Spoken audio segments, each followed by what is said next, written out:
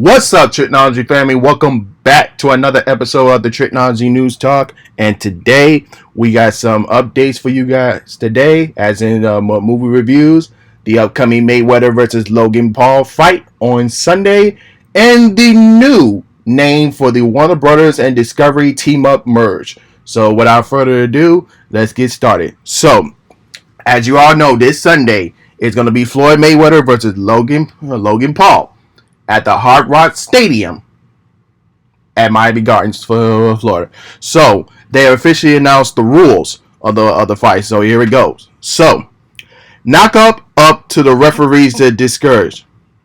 There will be eight rounds in 3 minutes. Knockouts is legal. 12-ounce boxing gloves, no headgear, no judges, and no official will win a read. So, you already know what my prediction is going to be. So, I'm already calling it. It's gonna be Mayweather. Like, can y'all really bet against that? So, enough said. But I can't wait for Sunday and moving on to our next topic. So last week in the episode we talked about Warner Brothers and Discovery new deal.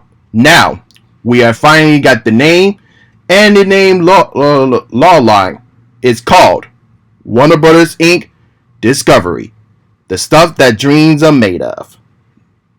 Wow, that is a really good name. So but this is when they say in the report.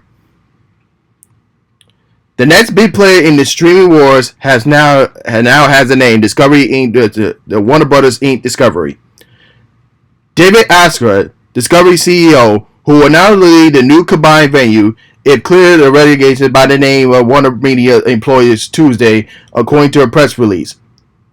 We love the new company name because it represents a combination of Warner Brothers' favorite 100 years legacy of creativity and also storytelling, and taking bold risks to bring your most amazing stories to life.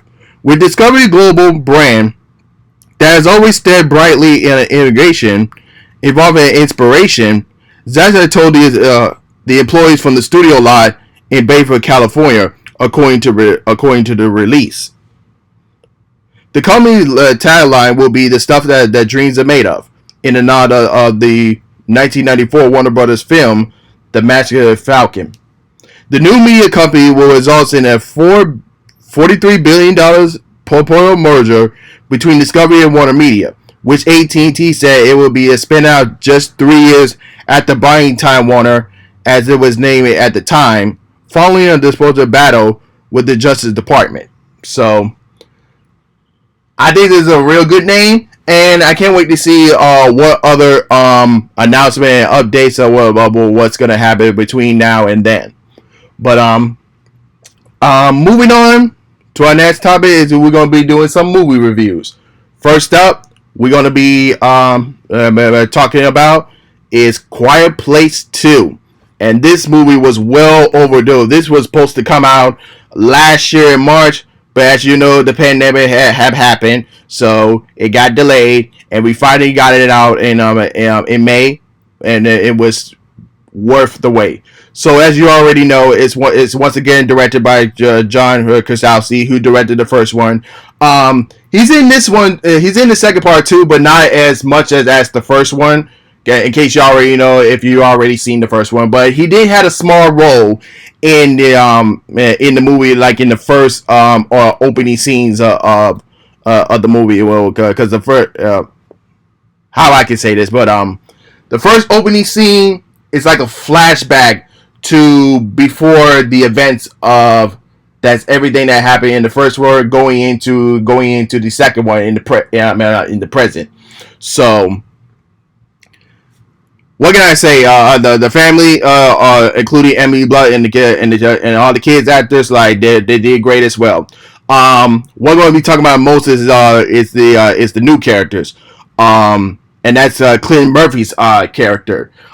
You see him also in the opening scene flashback scenes, and then he comes out of nowhere and again, and then his character kind of feels like a little regret and relief based on that has happened before the events has happened, and he helps the family out.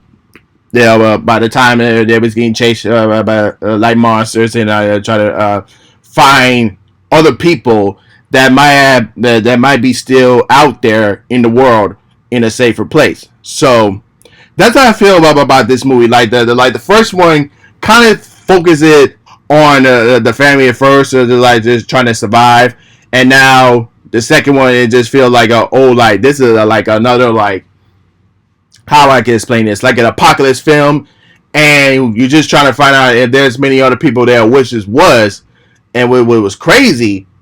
And they're like, because of course, like you see at times in the movie, like like they have the radio to see like anyone would respond over there, and now you see all these people like how is it like in the second act or like in the third act of the movie, and they're like, oh, where were all these people back then? Like it was really crazy to find out that there was more people there. But other than that, the cinematography, the adapter of the sign language and everything was really great.